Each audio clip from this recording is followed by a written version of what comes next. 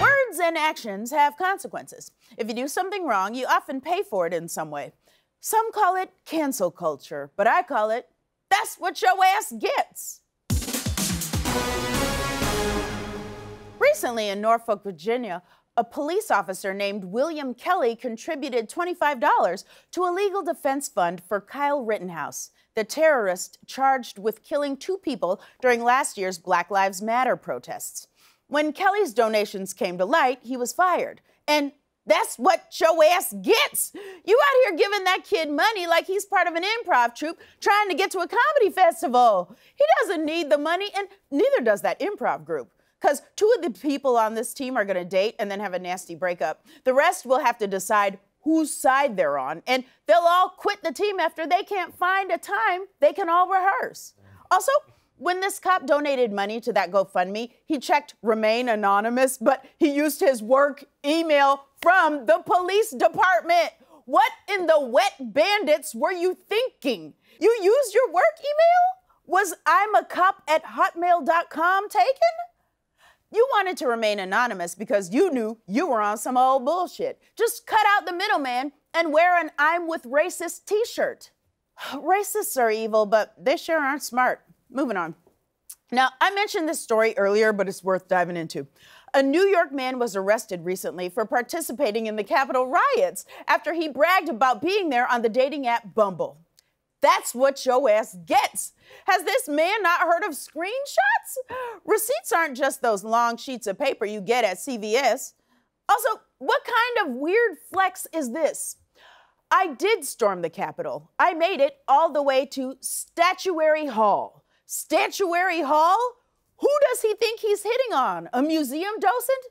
For those of you who don't know, Bumble is a dating app where you swipe right if you're interested in the person, which begs the question, who swiped right on this? He looks like Wolverine just gave up.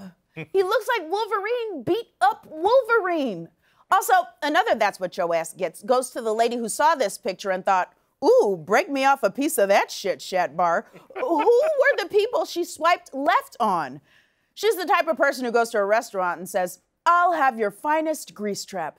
Lady, you deserve better, and you should love yourself more. Next up, in a recent Senate Judiciary Committee hearing, Louisiana Senator John Neely Kennedy asked former gubernatorial candidate and Queen of the South, Stacey Abrams, to list the provisions she thought were racist in Georgia's new voting bill.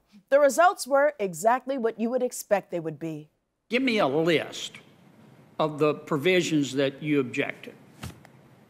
I object to the provisions that remove access to the right to vote. It shortens the federal runoff period from 9 weeks to 4 weeks. Okay. It restricts the time a voter can request and return an absentee ballot application. Right. It requires that a voter have a photo identification or some other form of identification that they're willing to surrender in order to participate in the absentee ballot process. It eliminates over 300 hours of drop box availability. It bans nearly all out-of-precinct votes. It restricts the hours of operation. I get the idea. I get the idea.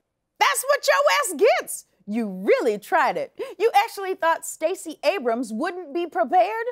This woman is the definition of prepared. She makes a Swiss Army knife look like a pair of child-proof scissors. And you know you messed up when this is your only comeback. I get the idea. I get the idea. Yeah, I bet your ass gets the idea. I hope you learned a lesson, Senator Kennedy, but you probably didn't because you can't teach an old white racist new tricks. And finally, last week, the FBI searched Rudy Giuliani's home as part of an investigation into whether Giuliani broke lobbying laws when he was Trump's personal lawyer. That's what your ass gets. My question is, why did this take so long? It's not like Giuliani is a Lex Luthor-level mastermind.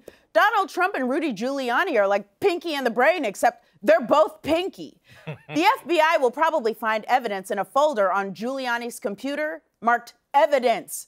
Personally, I don't get why Giuliani is protecting Trump so much anyway. Trump still hasn't paid Rudy's legal fees for his failed lawsuits to overthrow the elections. I mean, Tekashi 6ix9ine snitched for less.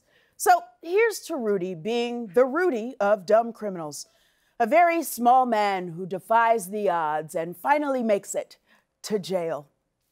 Call it cancel culture or whatever you want, but the truth is, actions have consequences. And if you play stupid games, you win stupid prizes. This has been That's What Your Ass Gets.